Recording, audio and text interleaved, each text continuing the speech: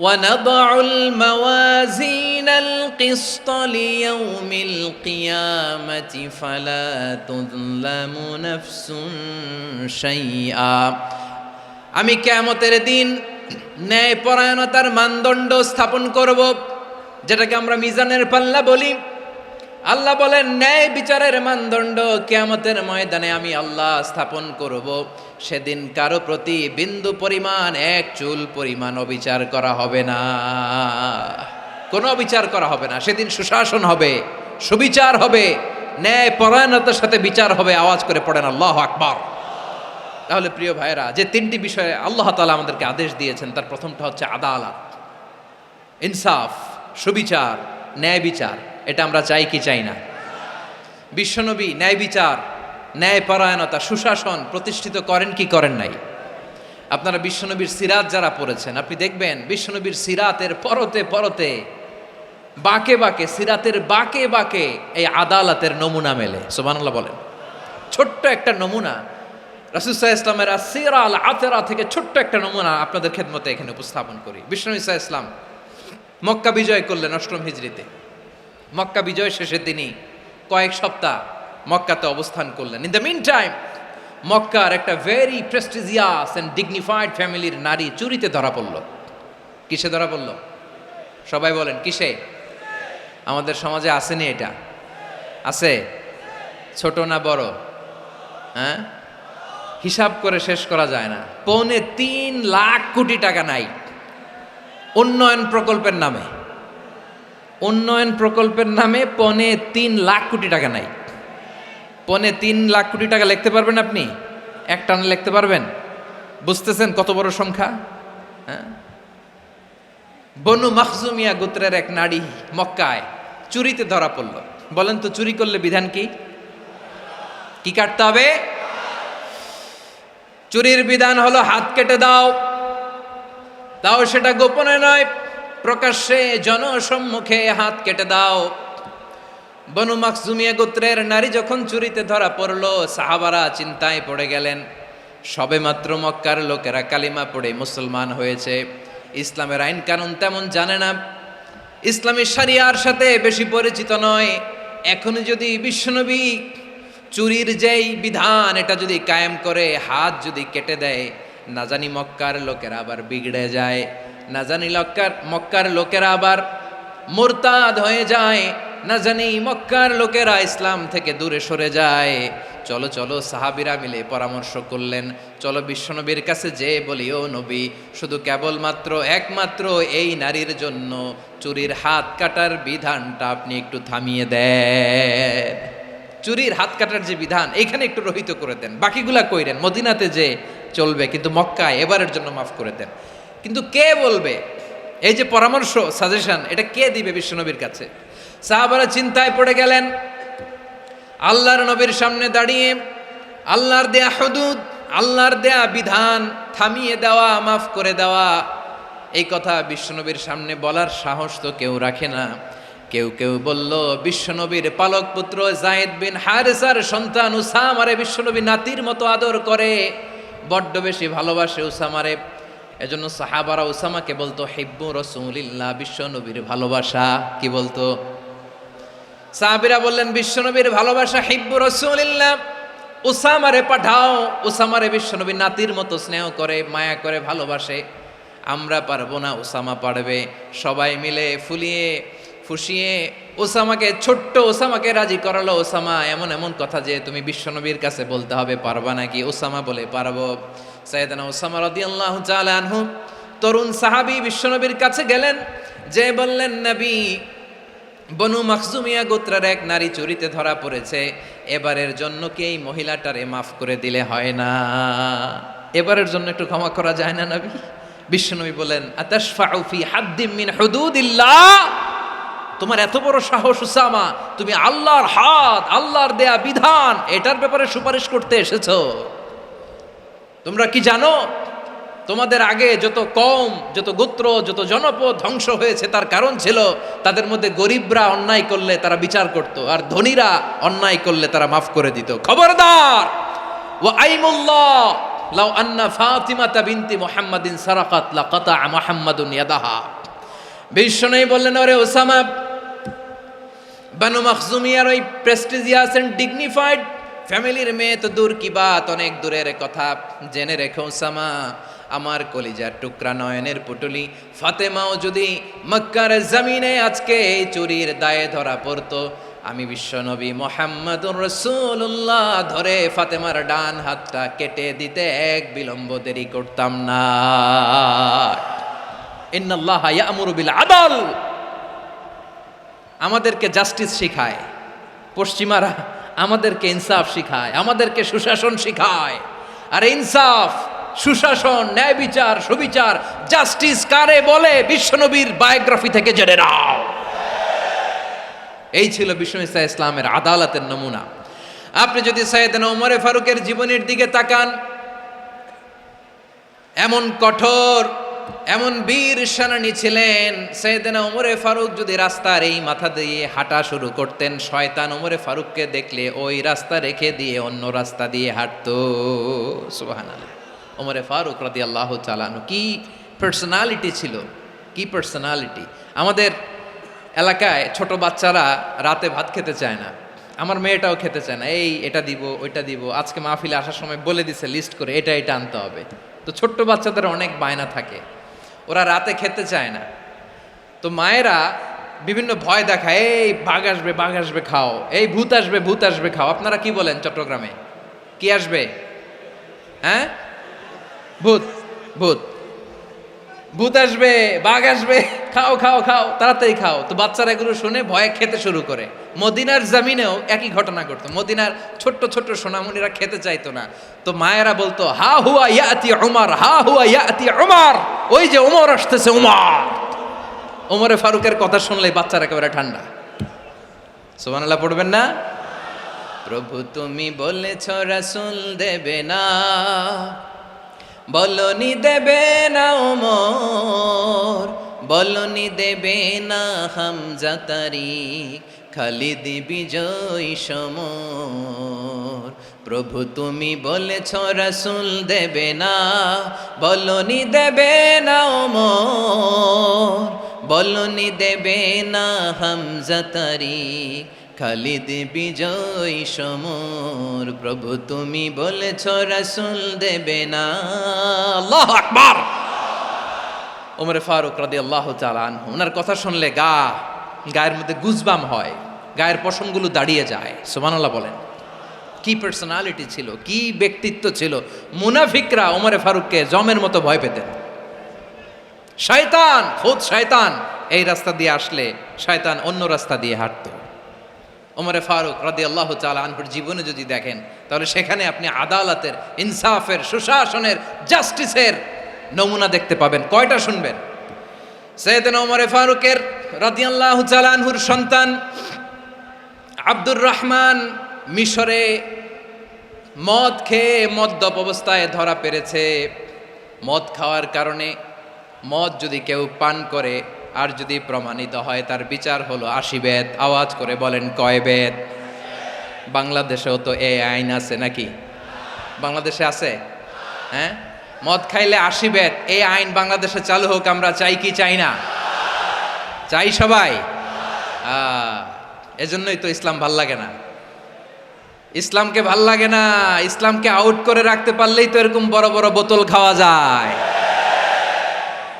একেবারে সহজ, পানির মতো সহজ, হিসাব একেবারে সহজ। ওমর ফারুক রাদিয়াল্লাহু তাআলা আনহুর ছেলে ভুল করে মদ পান করে ফেলেছিলেন। আব্দুর রহমান, ঘটনা ঘটেছে মিশরে। মিশরের গভর্নর তখন আমর ইবনুল আস রাদিয়াল্লাহু তাআলা আনহু। আব্দুর রহমানের ভাই যে গভর্নরকে বলল, গভর্নর যদি একটু দয়া করেন, খলিফার ছেলে আমার ভাই আব্দুর রহমান মদ্যপ অবস্থায় ধরা পড়েছে, জনসম্মুখে যদি আপনি বেত্রাঘাত করেন আমাদের প্রেস্টিজ থাকে না, যদি 80 বেত আপনি মারেন আমার কোনো কথা নাই, কিন্তু ঘরের ভেতরে মারেন। আব্দুর রহমানের ভাইয়ের সুপারিশ শুনে সাইয়েদনা আমর ইবনুল আস রাদিয়াল্লাহু তাআলা আনহু রাজি হয়ে গেলেন। ঘরের ভেতরে লোকচক্ষুর আড়ালে 80 বেত তিনি মানলেন।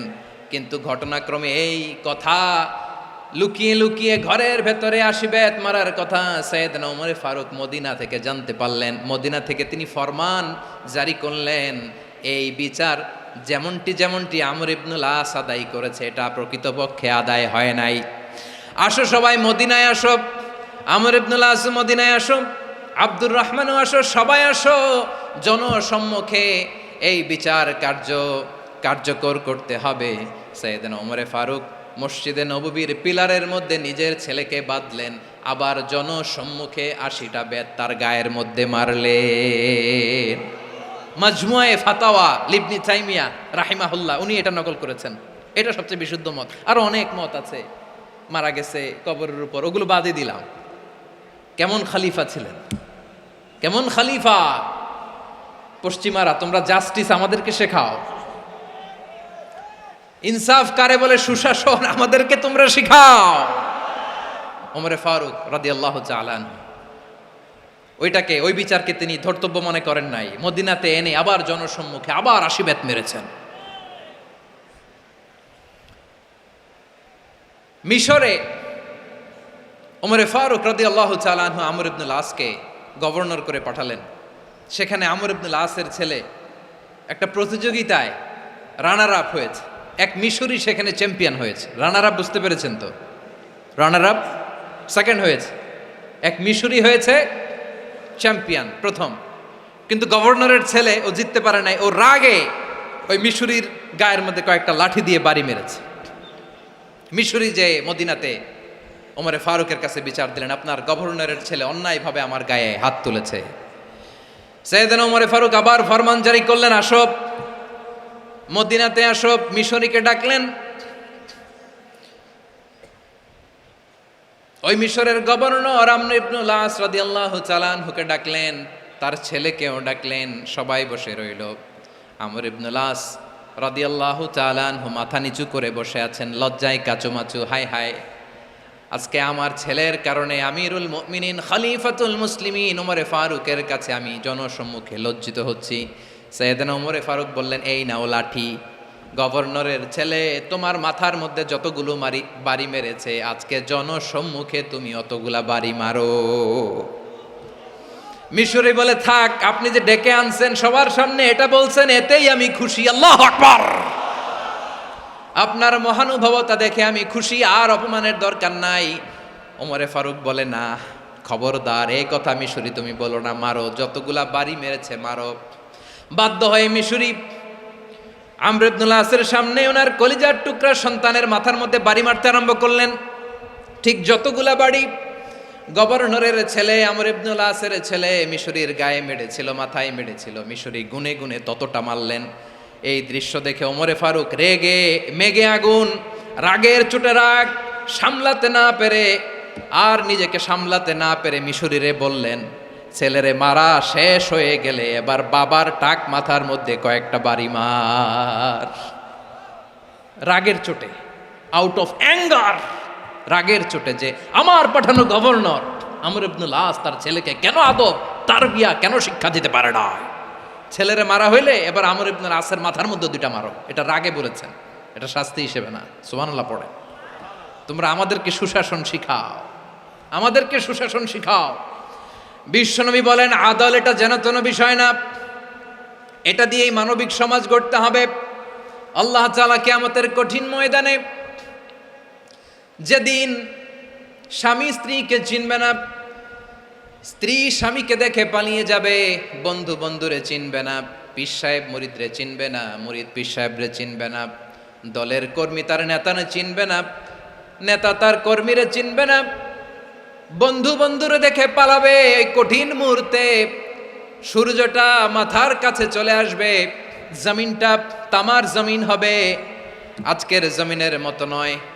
মানুষ ঘর্মাক্ত, ক্লান্ত, শ্রান্ত মাথার মগজগুলো কানের ছিদ্র আর নাকের ছিদ্র দিয়ে বেয়ে বেয়ে পড়বে। বিশ্বনবী ফরমান, কিয়ামতের ওই কঠিন ময়দানে 7 শ্রেণীর ব্যক্তিকে রব্বুল আলামিন তার আরশের নিচে ছায়া দিবেন। তার মধ্যে প্রথম শ্রেণীর ব্যক্তি হলো ইমামুন আদিল। ইমামুন আদিল, ন্যায়পরায়ণ শাসক,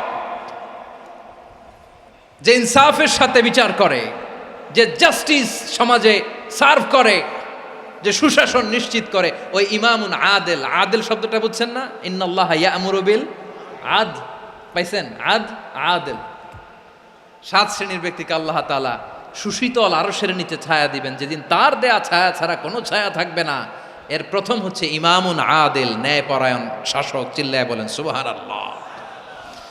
আবার বিশ্বনবী বললেন, ইন্নাল মুকসিতিনা ইনদাল্লাহি আলা মানাবিরা মিন নূর আন ইয়ামিনির রহমান। কিয়ামতের দিন যারা ন্যায় পরায়ণ হিসেবে আল্লাহর সামনে দাঁড়াবে, কিয়ামতের দিন রব্বুল আলামিন তার আরশের ডান দিকে ওই ন্যায় পরায়ণ লোকদের জন্য আরশের ডান দিকে একটা নূরের মিম্বারে তাদেরকে বসার সুযোগ করে দিবে। আল্লাহর আরশের ডান দিকে ন্যায় পরায়ণ লোকদের জন্য আল্লাহ তাআলা নূরের মিম্বার বানাবে। 4টে কেন কথা মনে করেছেন? আল আদাল, জাস্টিস। ইন্নাল্লাহা ইয়া'মুরু বিল আদল। আল্লাহ তাআলা এই আদালতের নির্দেশনা দেয়, সুবিচার, সুশাসন। প্রিয় ভাইয়েরা, এটা আমরা বাংলাদেশে চাই কি চাই না?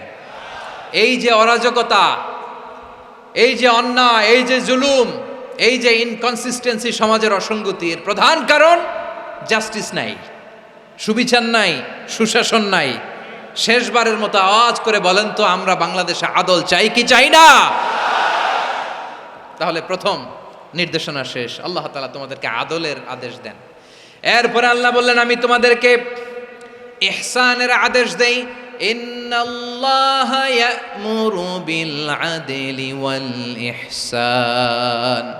আমি তোমাদেরকে যেমনি আদলের নির্দেশনা দেই, তেমনি ভাবে তোমাদেরকে ইহসানের নির্দেশনা দেই। ইহসান, আওয়াজ করে সবাই বলেন তো ইহসান। সবাই বলেননি, সবাই বললে এতটুকু আওয়াজ হবে আমি বিশ্বাস করি না। আওয়াজ করে বলুন আল ইহসান। ইহসান মানে কারো প্রতি সফট হার্টেড হওয়া, মহানুভব হওয়া, অনুগ্রহ পরায়ণ হওয়া, অনুগ্রহশীল হওয়া, একে অপরের প্রতি দয়াদ্র হওয়া। একে অপরের প্রতি দয়াদ্র, অনুগ্রহশীল হওয়া ছাড়া মানবিক সমাজ কশিনকালেও গঠন করা সম্ভব না। প্রিয় ভাইয়েরা, সুন্দর আচরণ দিয়ে, ইহসান দিয়ে যা জয় করা যায়, নরম আচরণ দিয়ে যেটা অর্জন করা যায়, কঠোরতা দিয়ে সেটা পারা যায় না। বিষ্ণু ঈসা ইসলাম ইহসান দিয়ে, কোমল আচরণ দিয়ে, তার অনুগ্রহ দিয়ে তিনি অনেক কাফিরের হৃদয়কে জয় করে ফেলেছেন। সাইয়েদনা সুমামা ইবনে উসাল রাদিয়াল্লাহু তাআলা আনহুর কথা মনে পড়ে যায়। তিনি ছিলেন ইয়ামামার বাদশা। মদিনাতে বিশ্বনবীকে হত্যা করার নিয়তে এসেছিলেন। গোপনে গোপনে বিশ্বনবীকে হত্যা করে আবার ইয়ামামাতে তিনি ফিরে যাবেন। কিন্তু কি অবাক করা কাণ্ড, হত্যা করতে পারে নাই, সাহাবাদের হাতে তিনি ধরা পড়ে গেলেন।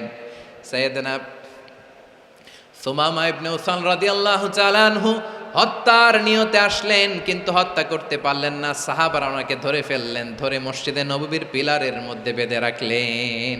সুমামা ইবনে উসাল, সিরাত থেকে শুনেন, সিরাত থেকে শোনাচ্ছি। রাদিয়াল্লাহু তাআলা আনহু ইয়ামামার অধিপতি ছিলেন। ইয়ামামা বিশ্বনবীকে হত্যার জন্য আসছেন, ধরা পড়ে গেছেন, এখন মসজিদে নববীতে বেঁধে রাখছে, তার মানে বন্দী। তো এখন স্ট্যাটাস কি? বন্দী, ক্যাপটিভ। তো বিষ্ণু ঈসা ইসলাম সাহাবাদেরকে বললেন, তার খোঁজ খবর নিও, সুমামা ইবনে উসালের খোঁজ খবর নিও।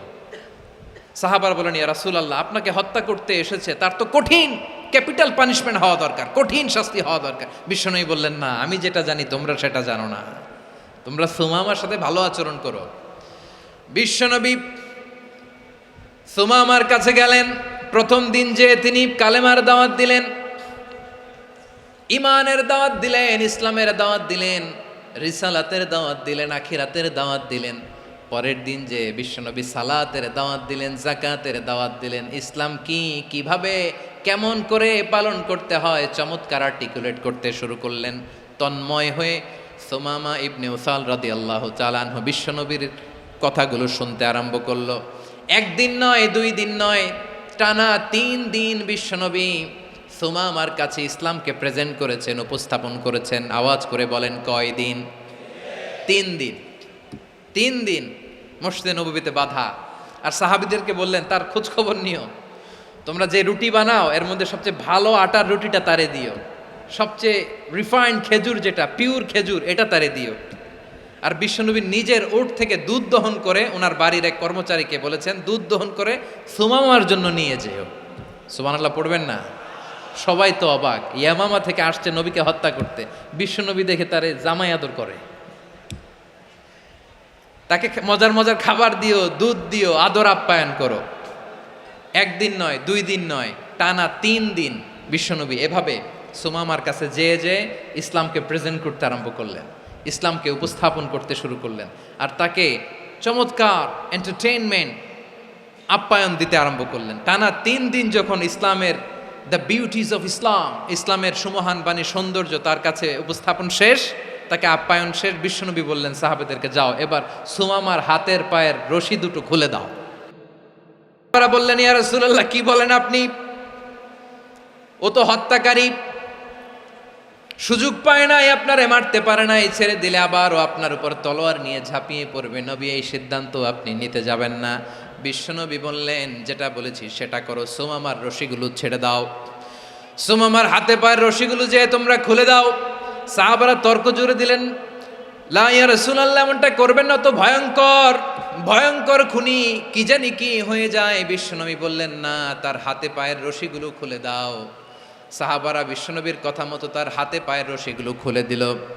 সুমামা মুহূর্তের মধ্যে মসজিদে নববী থেকে বের হয়ে ইয়ামামায় ফিরে না যে মসজিদে নববীর পাশে একটা খেজুর বাগান ছিল, সেখানে চলে গেলেন।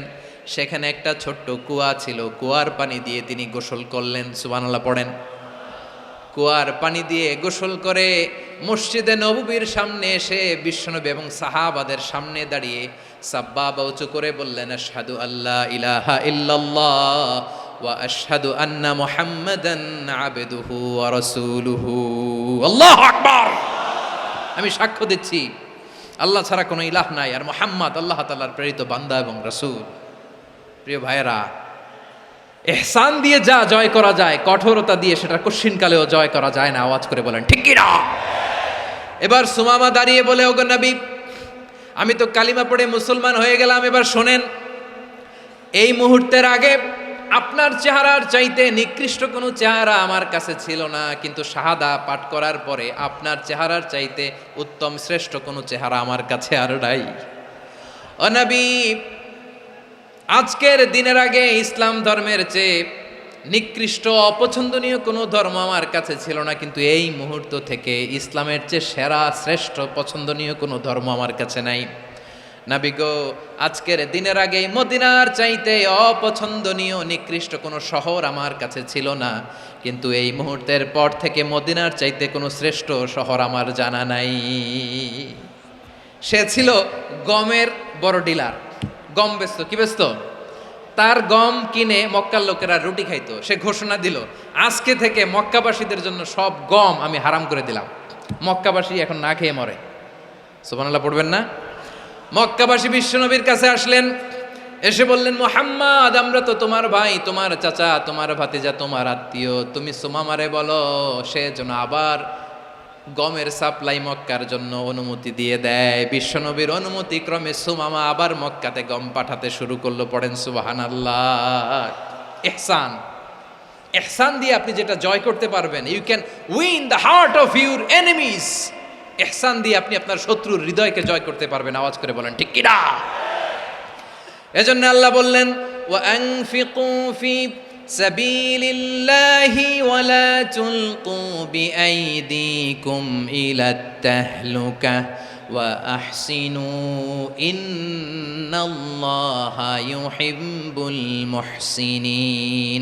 তোমরা আল্লাহর রাস্তায় দান করবে আর নিজেরা নিজেদেরকে ধ্বংসের হাতে ঠেলে দিও না। তোমরা একে অপরের প্রতি ইহসান করবে, কারণ ইহসানকারীদেরকে আল্লাহ বড্ড ভালোবাসেন। সুবহানাল্লাহ পড়েন।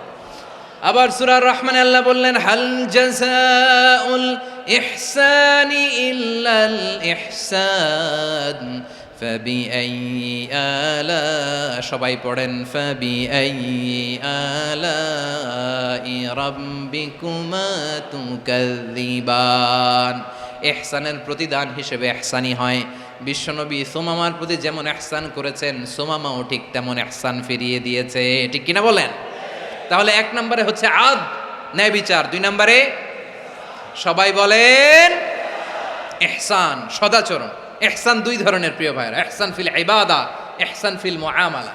ইহসান ফিল ইবাদা হচ্ছে একাগ্র অনুভবে ইবাদতে ডুব দেওয়া, এর নাম ইবাদতের ইহসান। সুবহানাল্লাহ পড়ে। বিশ্বনবী বলেন ইহসান মানে কি জানো নাকি? হাদিসে জিবরিলে সাইয়েদনা জিবরিল আলাইহিস সালাম বিশ্বনবীকে বললেন আখবিরনি আনিল ইহসান, নবী আমাদেরকে বলেন ইহসান মানে কি? বিশ্বনবী বললেন আনতা আবুদাল্লাহা কাআন্নাকা তারাহু ফাইন লাম তাকুন তারাহু ফাইন্নাহু ইয়ারাক। ইহসান মানে হলো এমন ভাবে তুমি আল্লাহর সামনে নিজেকে উজাড় করে ইবাদত করবে, তুমি ভাববে তুমি আল্লাহকে দেখতে পাচ্ছ। আর এটা যদি ভাবা তোমার জন্য কঠিন হয়ে যায়, অন্তত এতটুকু তুমি ভাববা যে আল্লাহ তোমাকে দেখতে পাচ্ছেন। ঠিক কিনা বলেন? ও আমার বীর চট্টলার ভাইয়েরা, কেউ যেটা দেখে না সেটা দেখে কে? এই বিশ্বাস হৃদয়ের মধ্যে আছে? নামাজে যখন দাঁড়ান এই ফিলিংসটা আনা যাবে? হ্যাঁ, এশার সালাত তো এখনো হয় নাই না? আলোচনা শেষে এশার সালাত এখানে অনুষ্ঠিত হবে, তাই না? আচ্ছা বলুন তো, আমরা এশার সালাত পর্যন্ত বেঁচে থাকবো এই গ্যারান্টি আছে কার কার? হাত তোলেন। কয়েকজন হাত তুলছে পেছনে, না বুঝে তুলে ফেলছে। এশা পর্যন্ত যে আমরা হায়াত পাবো কোনো গ্যারান্টি আছে? সবাই আওয়াজ করে বলেন গ্যারান্টি আছে? গ্যারান্টি নাই।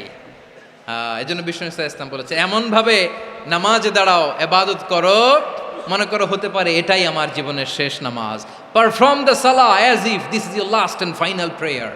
এমনভাবে সালাতে দাঁড়াও, ভাবো হতে পারে এটাই তোমার জীবনের শেষ নামাজ। এমনভাবে নামাজে দাঁড়াও, ভাবো এটাই শেষ নামাজ। তাহলে নামাজে একাগ্রতা বাড়ায় দিবে কে? ফলে ইবাদতের ইহসান আমাদের অর্জিত হবে। আর মুআমালাতে ইহসান হলো,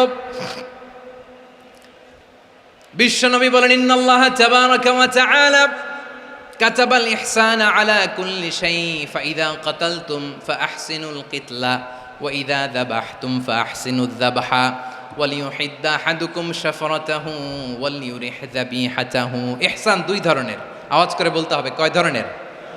সবাই বলুন আওয়াজ করে, কয় ধরনের? একটা হচ্ছে ইহসান ফিল ইবাদা, ইবাদতে ইহসান। ইবাদতে ইহসান কি? একাগ্র অনুভব দিয়ে ইবাদত করা, মন প্রাণ দিয়ে ইবাদত করা। আর মুআমালাতে ইহসান কি? সব কাজে, দৈনন্দিন কাজে, কর্মে, সামাজিক অ্যাক্টিভিটিতে কোমলতা প্রদর্শন করা, অনুগ্রহের সাথে সবকিছু করা। আল্লাহ তাআলা ইন্নাল্লাহা তাবারাকা ওয়া তাআলা কাতাবাল ইহসানা আলা কুল্লি শাই, তিনি সব কিছুর ব্যাপারে ইহসানকে আবশ্যক করেছেন। সব কিছুতে মুমিনের সব কাজে ইহসানের পরশ থাকবে। ওয়া ইযা কাতালতুম ফাহসিনুল কিতলা, বিশ্বনবী বলেন তুমি যখন কাউকে হত্যা করো ইহসানের সাথে করো। সুবহানাল্লাহ পড়বেন না? যখন হত্যা করো তখনও ইহসানের সাথে। আচ্ছা হত্যা করবো আবার ইহসান আসবে করতে করে, তো মেরেই ফেলবো আমি।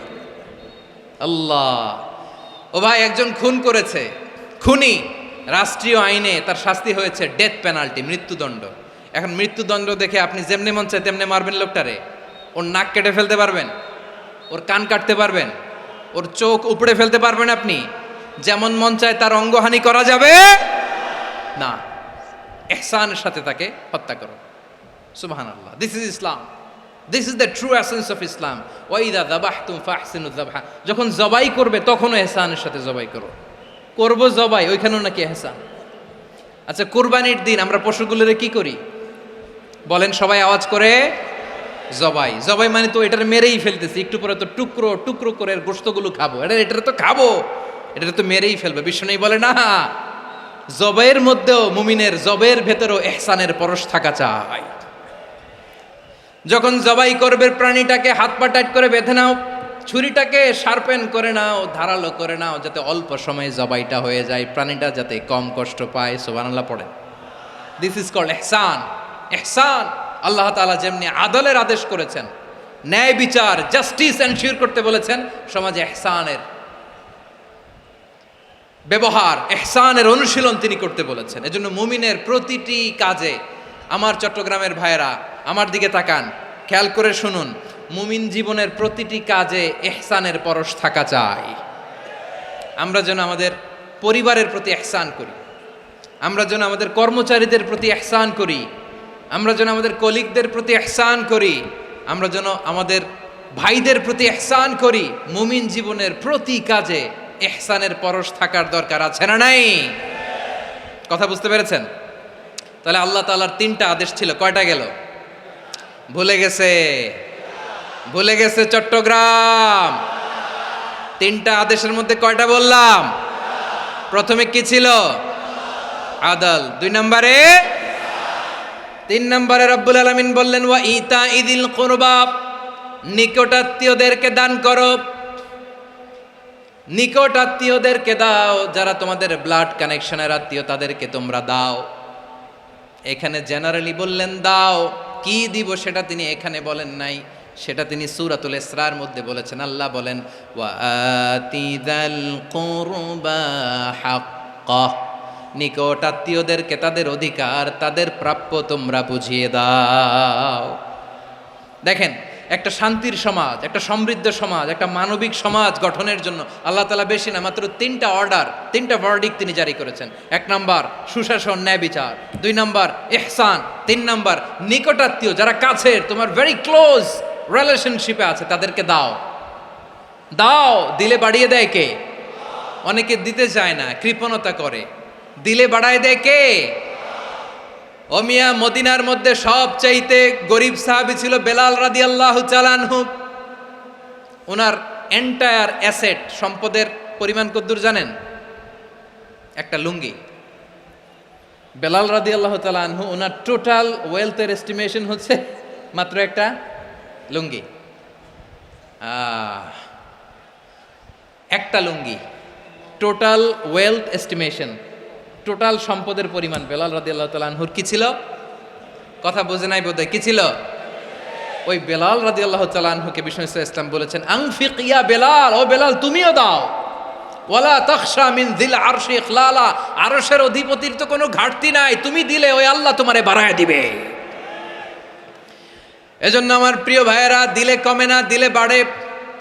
অনেকে ধরে রাখে, নতুন কিছু নিতে পারে না, হাত দিয়ে যেটা ধরে রেখেছেন এটা দিয়ে দেন, বড় একটা ধরার সুযোগ পাবেন। জোরে বলেন ঠিক কিনা?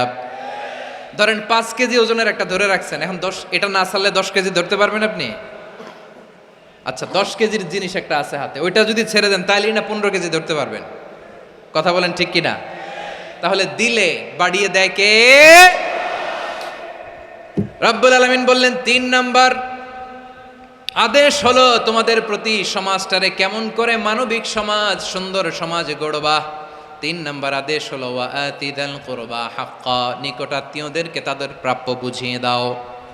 এই নিকটাত্মীয়দেরকে তাদের অধিকার বুঝিয়ে দেওয়া, প্রাপ্য বুঝিয়ে দেওয়াতে আমাদের গাফলতি আছে না নাই?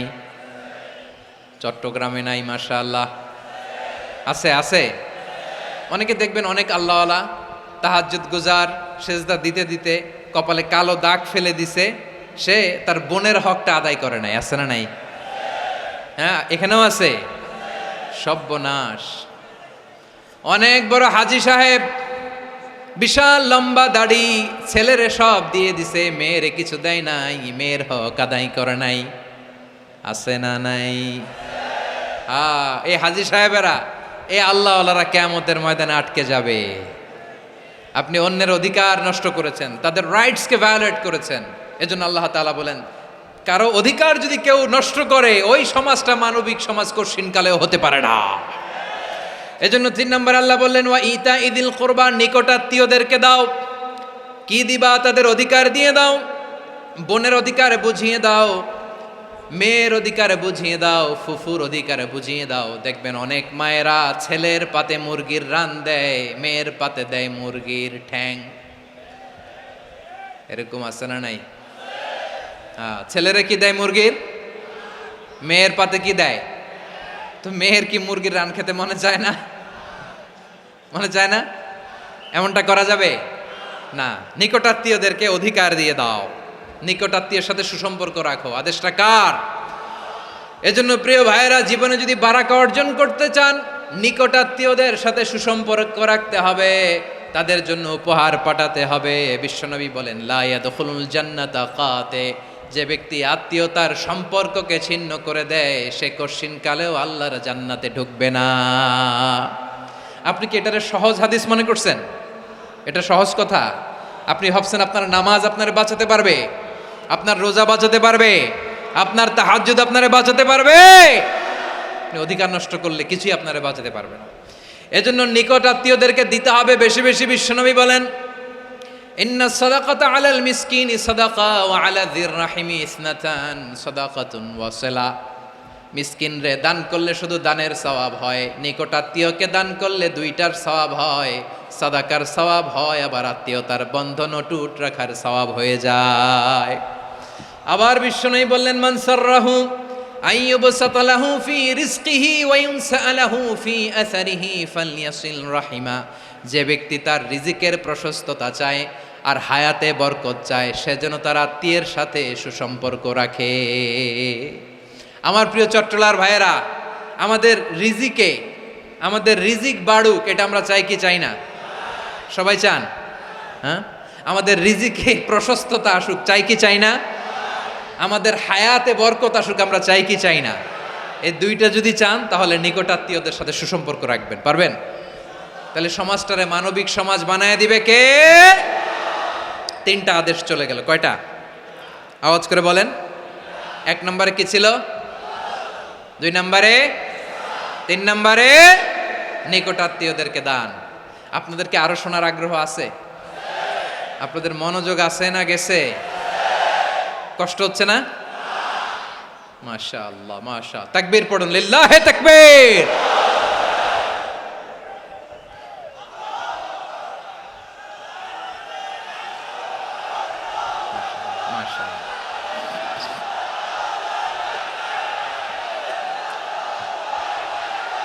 আমার প্রিয় ভাইয়েরা, আল্লাহ তাআলা তিনটা জিনিসের যেমনি আদেশ করেছেন, অনুরূপভাবে তিনটা বিষয় তিনি বারণ করেছেন, নিষেধ করেছেন। ওগুলোর কাছেও যাওয়া যাবে। শুনবেন। রাব্বুল আলামিন বলেন, ওয়ায়ানহা আনিল ফাহশাই ওয়াল মুনকারি ওয়াল বাগি।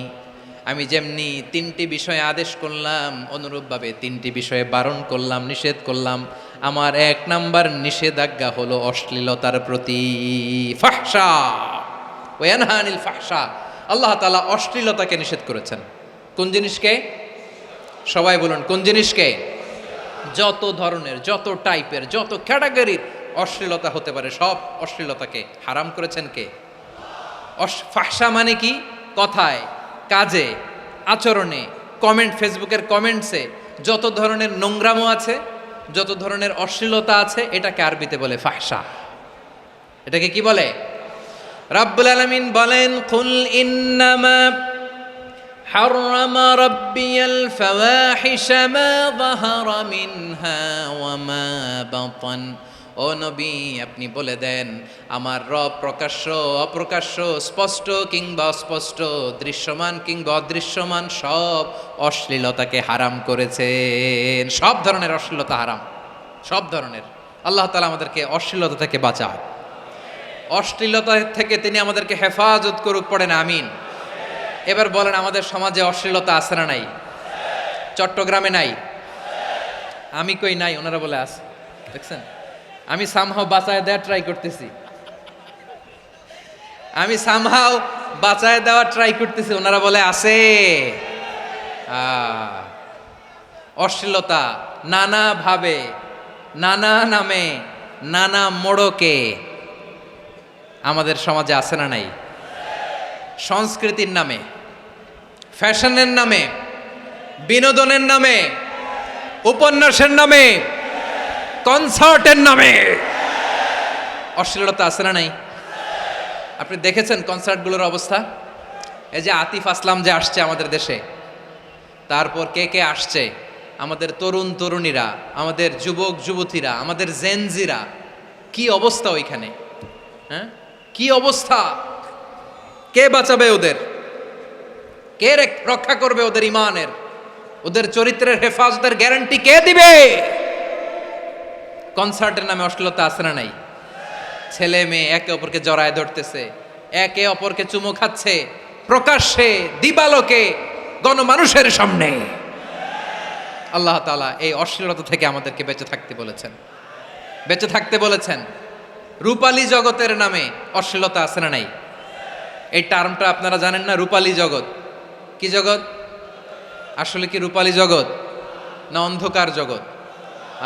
আমার বোনেরা, আপনাদেরকে যে কি বলে তারা বুঝায়, রূপালী জগৎ শুনেই আপনি ভরকে যাবেন না। রূপালী জগতে যে নারী যত বেশি উলঙ্গ সে নাকি তত বেশি সাহসী। জানেন, বলে এটা একটা সাহসী নারী, খুব সাহসী পদক্ষেপ তার। যত বেশি শরীর থেকে কাপড় নামাতে পারবে, যত বেশি বস্ত্রহীন হয়ে নিজেকে প্রেজেন্ট করতে পারবে, সে নাকি তত বেশি সাহসী। আমার চট্টলার ভাইয়েরা, শয়তানের প্রথমে এজেন্ডা ছিল বনি আদমকে বস্ত্রহীন করা। সে আদম এবং হাওয়া আলাইহিস সালামকে নিষিদ্ধ গাছের ফল খাইয়ে তাদেরকে বস্ত্রহীন করেছে। এই জামিনেও সে আমাদেরকে বস্ত্রহীন করতে চাইবে।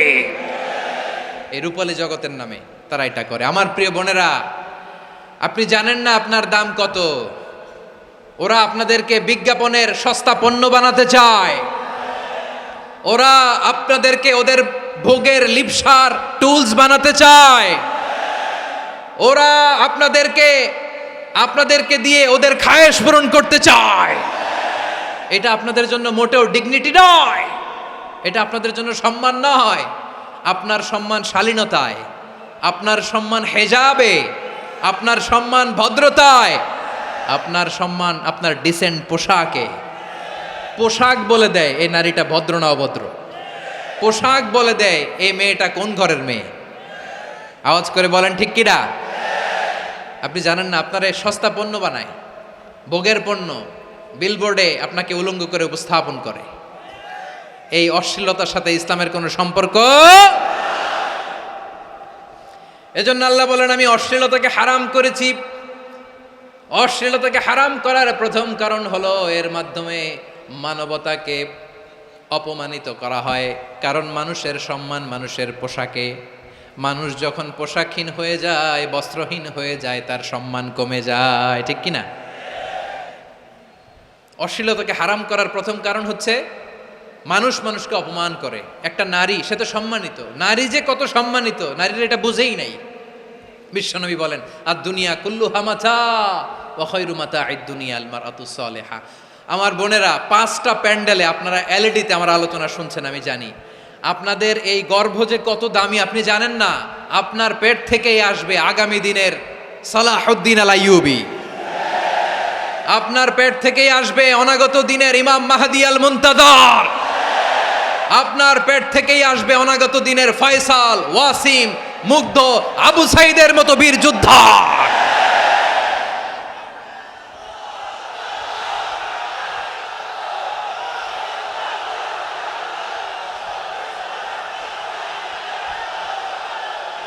আমার প্রিয় বোনেরা, আমার প্রিয় বোনেরা, বিশ্বনবীর কথার ওজন খেয়াল করেন। আর দুনিয়া কুল্লুহা মাতা ওয়া খায়রু মাতা'আদ দুনিয়া আল মারআতুস সালিহা। দুনিয়ার সবকিছুই অ্যাসেট, এর মধ্যে সবচেয়ে দামি অ্যাসেট নেককার নারী। আপনার গর্ভ যে কত দামি আপনি জানেন না। নিজের সময়টাকে কাজে লাগান, কোরআন পড়েন, সুন্নাহ পড়েন। আপনার অনেক দায়িত্ব ঘরে। You are the MD of your family. একটা family it's a very big institution. পরিবার একটা অনেক বড় প্রতিষ্ঠান। And you are the MD of your institution. আপনি এই পরিবারের MD, managing director of your family. এখানে আপনার কত দায়িত্ব। আপনি ছেলেমেয়েদেরকে তারবিয়া করবেন। আপনি আপনার স্বামীর জন্য ঘরটারে জান্নাতের নীর বানাবেন। আপনার জন্য জান্নাতের ডুপ্লেক্স বাড়ি ওইখানে তৈরি করে রাখবে কে? আপনি যে কত দামি আপনি জানেন না। নারীদেরকে আল্লাহ বানিয়েছেন উচ্চতর করে, নিম্নতর নয়। নারীদেরকে ছোট্ট জিনিস দিলে এটারে বড় করে দেয়। নারীদেরকে ভ্রূণ দিলে, শুক্রাণু দিলে নারী এটারে বাচ্চা হিসেবে উপহার দেয়। ঠিক কিনা? বিয়ের মাধ্যমে স্বামী যখন তার শুক্রাণু তার স্ত্রীকে উপহার দেয়, স্ত্রী রিটার্নে কি উপহার দেয়? ফুল ফর্ম বেবি, মানব সন্তান। দেখছেন, আপনি দিলেন একটুক, উনি দিছে বিশাল। আপনি যদি নারীকে বাজার এনে দেন, নারী এটাকে সুস্বাদু খাবারে রূপান্তর করে দেয়। আপনি তাকে একটা মুচকি হাসি দিয়ে দেন, সে তার কলিজা দিয়ে দেয়। কিন্তু যদি আপনি তার মনে কষ্ট দেন, সে আপনার জীবনকে জাহান্নাম বানায়া দেয়। খবর আছে, নারীর মন বুঝতে পারলে নেয়ামত, বুঝতে না পারলে কিয়ামত। ঠিক কিনা বলেন? আমার প্রিয় বোনেরা, আপনি যে কত দামি আপনি জানেন না। জানেন না আপনি কত দামি। অনেক দামি আপনি। আপনাদেরকে যেন ভোগের সস্তা পণ্য বানাতে না পারে, আপনাদেরকে সচেতন থাকতে হবে, সজাগ থাকতে হবে, কনসার্ন থাকতে হবে। শয়তানের ওই হাতছানির দিকে আর নজর দেওয়া যাবে না। তাহলে কেন আল্লাহ তাআলা এই ফাহশা অশ্লীলতাকে হারাম করলেন? 1 নাম্বার, এতে হিউম্যান ডিগনিটি কমে। 2 নাম্বার, এতে মানুষের অধিকার নষ্ট হয়। আপনি বিয়ে করেছেন এরে, পরকিয়া করেন ওর সাথে, এরকম আছে না নাই? স্ত্রীর অধিকার নষ্ট করেছেন। আপনি বিবাহ সম্পর্কে আবদ্ধ হয়েছেন তার সাথে, আপনি পরকিয়া করেন ওই ছেলের সাথে, আপনি আপনার হাজবেন্ডের সাথে বিট্রে করেছেন। এজন্য আল্লাহ অশ্লীলতাকে হারাম করেছেন। অশ্লীলতাকে হারাম করার আরেকটা কারণ হচ্ছে আল্লাহ তাআলা এই হিউম্যান জেনারেশনকে এটাকে প্রিজার্ভ করতে চায়। হিফজুন নাসল, এটা মাকাসিদুশ শরিয়ার অনেক গুরুত্বপূর্ণ একটা মাকাসিদ, অনেক গুরুত্বপূর্ণ। আপনার নাসল, আপনার জেনারেশনকে সংরক্ষণ করা। এই যে আসতেছে ফেব্রুয়ারি, কত ফেব্রুয়ারি জানো? এটা কি বিশ্ব ভালোবাসা দিবস? হ্যাঁ, কি দিবস? এই বিশ্ব ভালোবাসা দিবসের সাথে মুসলমানদের কোনো সম্পর্ক নাই। আমার প্রিয় ভাইরা, এই যে আপনি অবৈধ সম্পর্কে জড়ালেন, কেন আল্লাহ অশ্লীলতাকে হারাম করেছে দেখেন। বলতেছিলাম যে এটা আপনার নাসল, আপনার জেনারেশন, আপনার লিনিয়েজ, আপনার বংশকে প্রিজার্ভ করা। কে কার বাবা, কে কার মা, বাবা মা জানা, প্রজন্মকে প্রিজার্ভ করা, এটা ইসলাম ওয়াজিব করে দিয়েছে। এই যে অবৈধ সম্পর্কের কারণে, বিশ্ব বেহায়া দিবসের কারণে, এগুলোর আউটকাম, আউটপুট হিসেবে মাঝে মাঝে এই ঢাকা মেডিকেলের ডাস্টবিনে নবজাতকের বাচ্চার কান্নার আওয়াজ শুনতে পাওয়া যায়। চট্টগ্রাম মেডিকেলের ডাস্টবিনে নবজাতকের কান্না শুনতে পাওয়া যায়। বীর চট্টলার মুসলমানেরা বুঝতে পারলে আওয়াজ করে বলেন, এই যে চট্টগ্রাম মেডিকেলে যে নবজাতকটা পাওয়া গেল, ওর বাবাকে আমাকে বলেন, ওর বাবাকে, ওর মাকে, ও কোন ফ্যামিলির সন্তান কেউ জানে? আপনি হিউম্যান ডিগনিটিকে অপমান করেছেন না? আপনি তার ভবিষ্যৎকে অন্ধকার করেছেন না? আপনি তার লিনিয়েজকে প্রশ্নবিদ্ধ করে দিয়েছেন না? এই জন্য আল্লাহ তাআলা অশ্লীলতাকে আমাদের জন্য হারাম করে দিয়েছেন। পড়েন সুবহানাল্লাহ। এই জন্য রাব্বুল আলামিন বলেন, কুল ইন্নামা হাররামা রাব্বিয়াল ফাওয়াহিশা মা যাহারা মিনহা ওয়া মা বাতান। প্রকাশ্য অপ্রকাশ্য সব অশ্লীলতাকে হারাম ঘোষণা করে দিয়েছে কে? আবার দুনিয়ার বুকে যারা অশ্লীলতার প্রসার করে তাদের জন্য শাস্তি মজুদ রেখেছে কে? রাব্বুল আলামিন বলেন, ইন্নাল্লাযীনা ইউহিব্বুনা আন তাশিআল ফাহিশাতু ফিল্লাযীনা আমানু লাহুম আযাবুন আলীমুন ফিদ দুনিয়া ওয়াল আখিরাতি ওয়াল্লাহু ইয়ালামু ওয়া আনতুম লা তা'লামুন।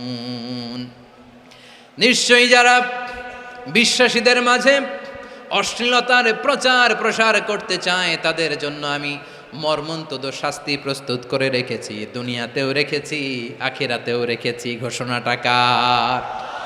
যারাই নাটকের নামে, সিনেমার নামে, রূপালী জগতের নামে, মুভির নামে, ওটিটি প্ল্যাটফর্মের নামে আমার সমাজে অশ্লীলতা ছড়াতে চায় তাদের জন্য কঠিন মর্মন্তুদ শাস্তি মজুদ রেখে দিয়েছে কে? ও আমার বোনেরা, এখনো আপনি জাগবেন না? এখনো আপনার চিন্তার দুয়ারে এখনো নাড়া পড়ে নাই? ওরা আপনাকে উলঙ্গ বানাতে চায়, ওরা আপনাকে আইটেম গার্ল বানাতে চায়। এজন্য ইসলাম অশ্লীলতাকে হারাম করেছে। হারাম। ইসলাম বলেছে যোজন যোজন দূরে থাকো, ওরা বলে না কাছে আসো, কাছে আসার গল্প, ক্লোজ আপ ওয়ান, কাছে আসার গল্প আছে না নাই? চট্টগ্রামে তো এগুলো নাই মাশাআল্লাহ। হ্যাঁ, এখানেও আছে ক্লোজ আপ ওয়ান, কাছে আসার গল্প। আল্লাহ বলেন ওয়ালা তাকরাবুজ জিনা, কাছেও এসো না, জিনা থেকে যোজন যোজন কিলো দূরে থাকো, ওরা বলে কাছে আসার গল্প। আমার বীর চট্টলার ভাইয়েরা, কাছে আসতে হলে আমরা কোরআনের কাছে আসব, কাছে আসতে হলে নবীর কাছে আসব, কাছে আসার গল্প হবে আমার রবের কাছে আসার গল্প। চিল্লায় বলো ঠিক কিনা?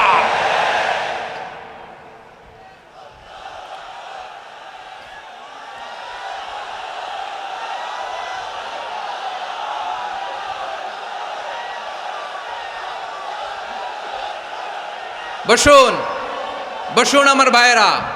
তাহলে অশ্লীলতার সাথে আমাদের কোনো সম্পর্ক সবাই বলতে পারেননি, আওয়াজ করে বলুন, অশ্লীলতার সাথে আমাদের কোনো সম্পর্ক। আমরা এই সমস্ত ক্লোজ আপ ওয়ান, কাছে আসার গল্পের প্রোগ্রামে যাব। আমরা কোনো ধরনের অশ্লীল কন্টেন্ট সোশ্যাল মিডিয়ায়, টিভিতে দেখব। কি যুগ যে আমরা কাটাচ্ছি আপনি কল্পনা করতে পারবেন না। পর্ন ইন্ডাস্ট্রি, নারী পুরুষের বস্ত্রহীন যুগল দৃশ্য, এটাকে দিয়ে ওরা কোটি ডলারের ইন্ডাস্ট্রি বানিয়েছে। পুরো মানব ইতিহাসে এরকম জঘন্য সময় মানব ইতিহাস পার করে নাই। পর্ন এটা ইন্ডাস্ট্রি হয়ে গেছে। আমাদের এই যুবকগুলো, জেনজিগুলো, ওদের চরিত্র বাঁচাবে কি করে? কেমন করে হেফাজত করবে ওদের এই মূল্যবান চরিত্র? আমার প্রিয় ভাইরা, এই অশ্লীলতার দ্য লেটেস্ট ভার্সন হচ্ছে LGBTQ, শরীফ থেকে শরীফা। শুনছেন আপনারা? দেখতে পুরুষ, আসলেই পুরুষ, সুস্থ একজন পুরুষ, 4 সন্তানের বাবা, বলে আমি মনে মনে নারী। দেখতে নারী, সুস্থ নারী, আসলেই সে দিব্যি একজন নারী, বলে আমি মনে মনে পুরুষ। সবচেয়ে ভয়ঙ্কর অশ্লীলতার সবচাইতে লেটেস্ট ভার্সন হচ্ছে এই ট্রান্সজেন্ডারিজম। সুস্থ পুরুষ তার বায়োলজিক্যাল গ্রোথকে হরমোন দিয়ে স্টপ করে দিয়ে সে সার্জারি করে নারী হতে চায়।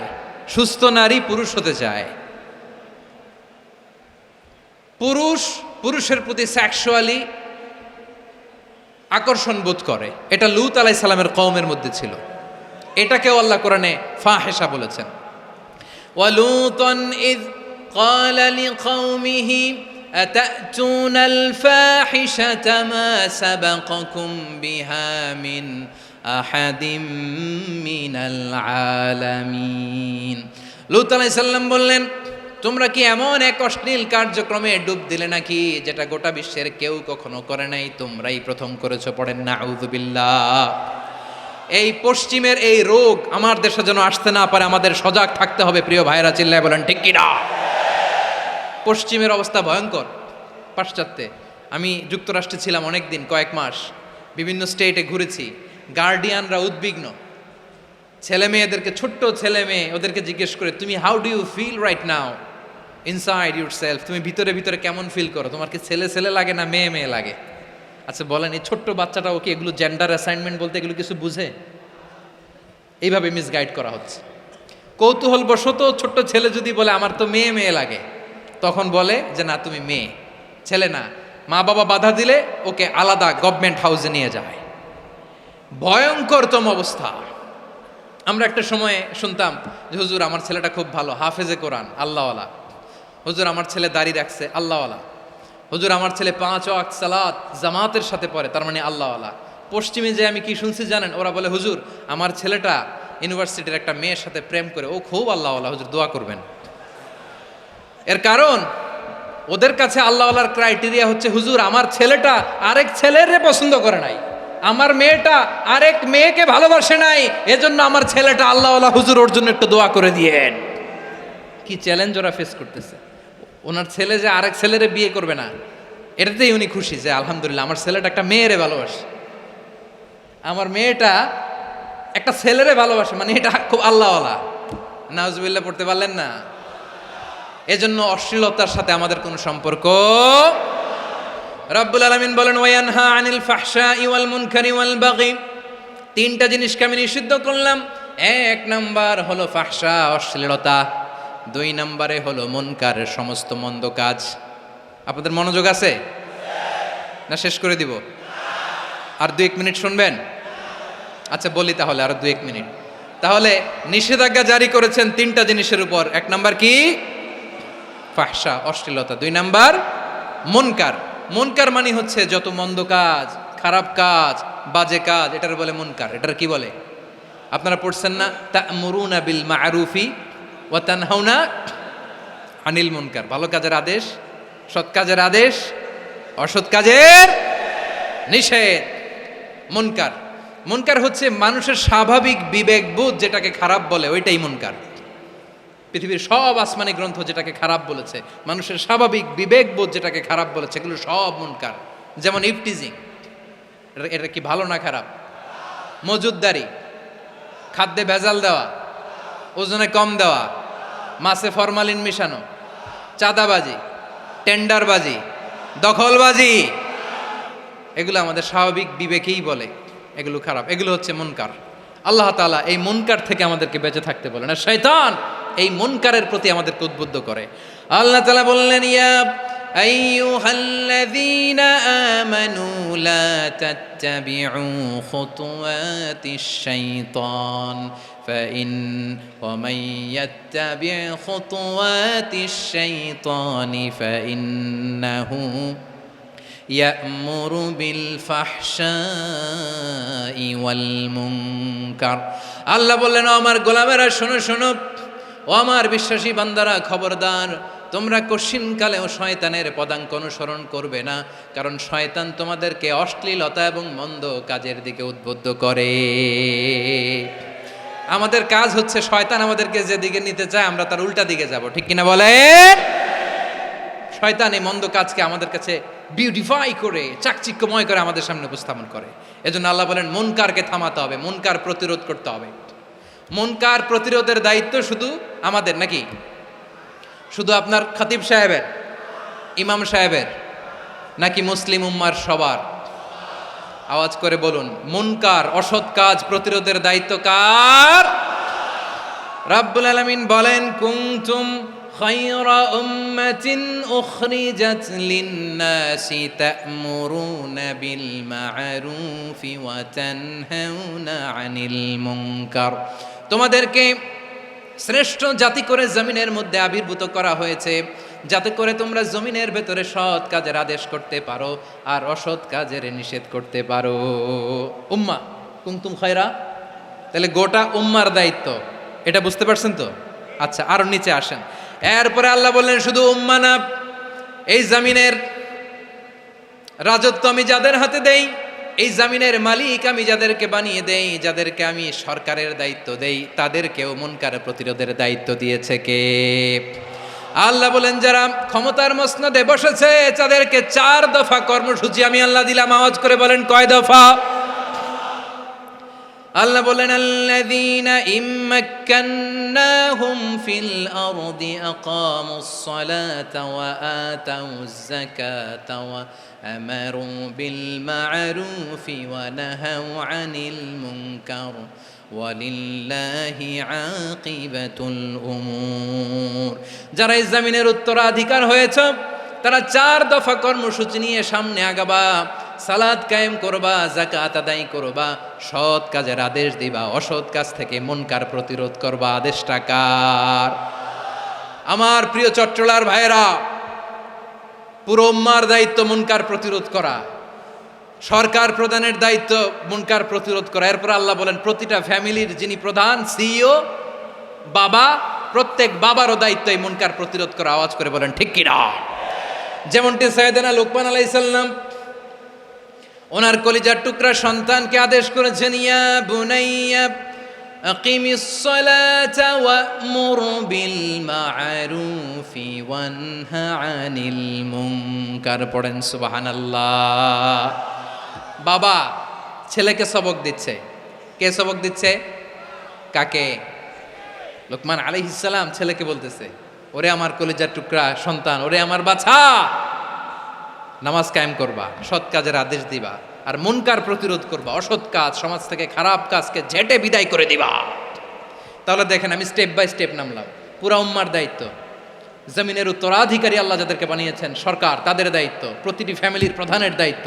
এরপরে বিশ্বনবী বলেন, সচেতন প্রতিটি মুসলিমের দায়িত্ব সমাজ থেকে মুনকারকে উৎখাত করা। বিশ্বনবী বলেছেন, মান রাআ মিনকুম মুনকারান ফালিয়ুগাইয়িরহু বিয়াদিহি ফাইন লাম ইয়াস্তাতি ফাবিলিসানিহি ওয়া ইন লাম ইয়াস্তাতি ফাবিকলবিহি ওয়া যালিকা আযআফুল ঈমান। সমাজে যে মুনকার দেখবে, খারাপ কাজ দেখবে, সে যেন হাত দিয়ে সেটাকে থামায়। কি দিয়ে? আপনাদের তো হাত নাই না? হাত আছে, হাত আছে। ওরা যেই হাত দিয়ে অন্যায় করে ওইটা প্রতিরোধের জন্য আমাদেরও হাত আছে না নাই? থামাতে হবে, থামাতে হবে।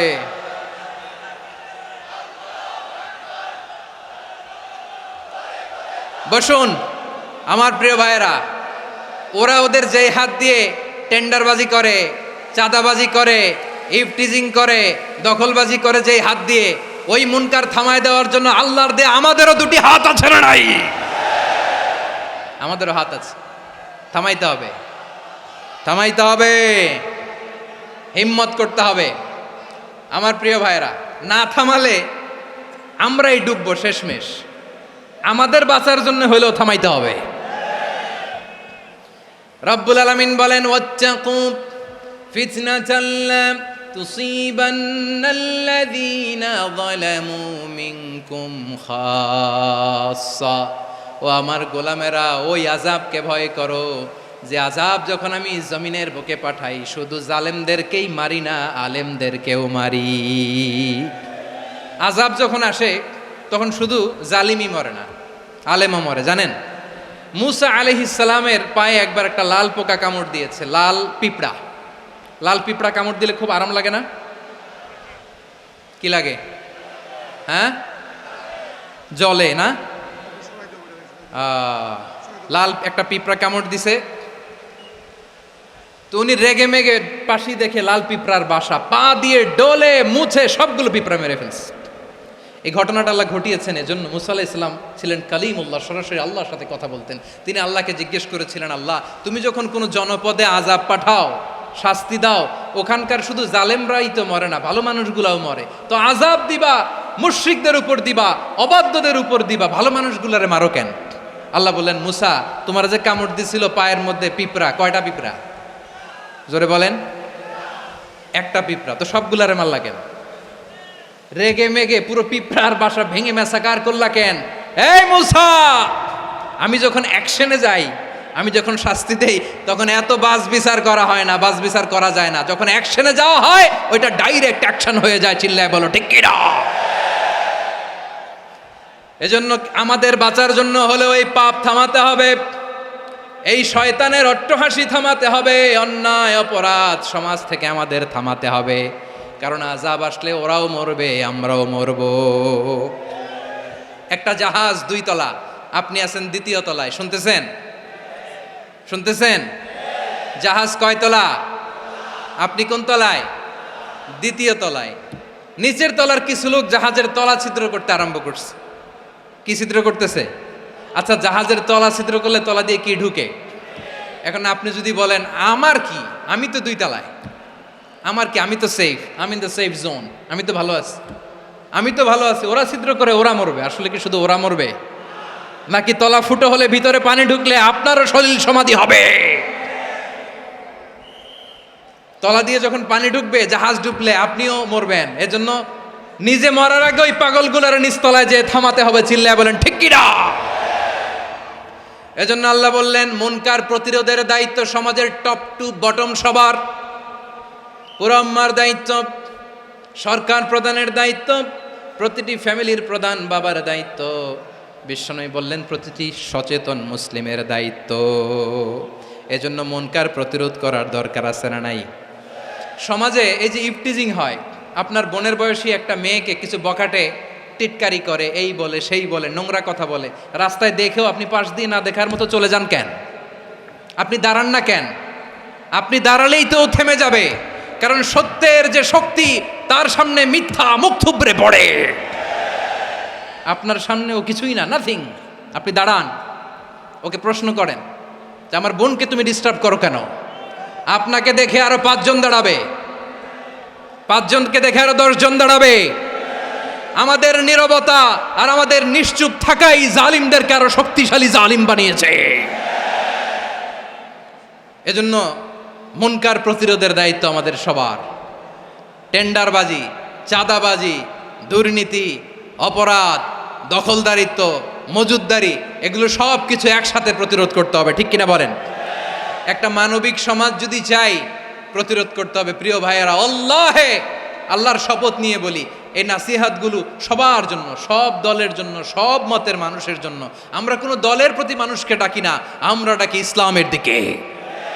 সব দলের, সব মতের, সব মানুষদেরকে আমরা আহ্বান জানাই, আসুন আমরা একটা সুন্দর সমাজ বিনির্মাণ করি। এই যে নতুন বাংলাদেশের এক সুযোগ এসেছে, আর জীবনে হয়তো আসবে না। সামনের 100 বছর এই সময় আসবে না।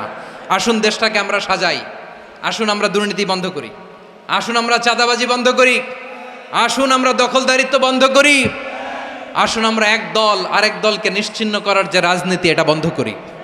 সব দলের প্রতি আমার আহ্বান। আমি কিছুদিন আগে একটা নিউজ দেখলাম, ওই যে লন্ডনে বসে জনাব তারেক রহমান সাহেবকে আমি ধন্যবাদ দিতে চাই। উনি সংবাদ শোনা মাত্রই ওনার দলের অনেক চাঁদাবাজকে উনি বহিষ্কার করেছে। I do appreciate. প্রতিটি দলের এরকম ইনিশিয়েটিভ নেওয়ার দরকার আছে না নাই? যে কোনো দলে এই প্র্যাকটিসটা থাকার দরকার আছে না নাই? চাঁদাবাজদের সাথে আপনারা নিজেদেরকে মুক্ত ঘোষণা করবেন যে এরা আমার দলের কর্মী হতে পারে না। আমরা চাঁদাবাজ মুক্ত বাংলাদেশ চাই, জুলুম মুক্ত বাংলাদেশ চাই, ফ্যাসিজম মুক্ত বাংলাদেশ চাই, গুণ খুন খারাপি মুক্ত বাংলাদেশ চাই। আমরা নতুন ভোরের বাংলাদেশ চাই। ওই বাংলাদেশ পাওয়ার জন্য মুনকার প্রতিরোধে, অন্যায় প্রতিরোধে যদি বাঘের বাচ্চার মতো, আবু সাইদের মতো 2 হাত উঁচু করে বুককে টান টান করে প্রসারিত করে দাঁড়াতে হয়, রাজি আছো মুসলমান? কারা কারা রাজি? আল্লাহকে হাত দেখিয়ে প্রতিজ্ঞা করো।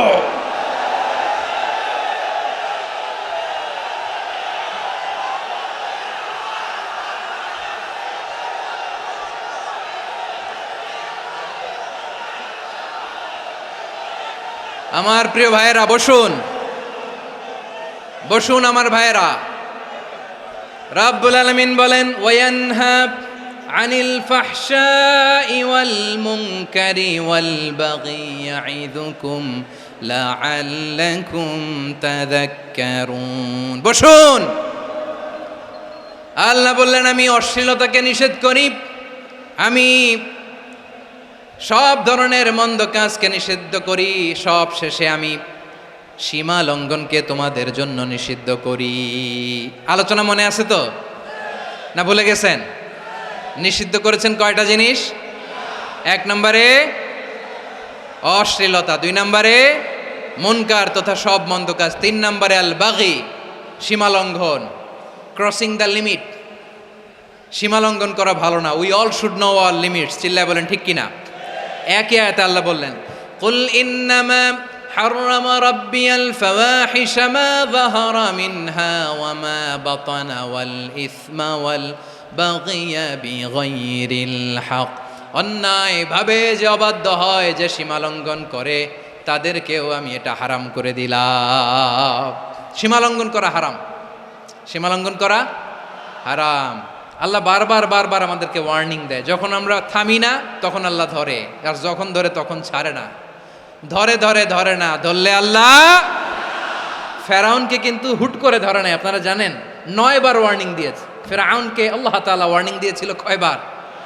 বীর চট্টলার বীর সেনানীরা আওয়াজ করে বলেন, ফেরাউনকে ধরার আগে ওয়ার্নিং দেওয়া হয়েছিল কয়টা?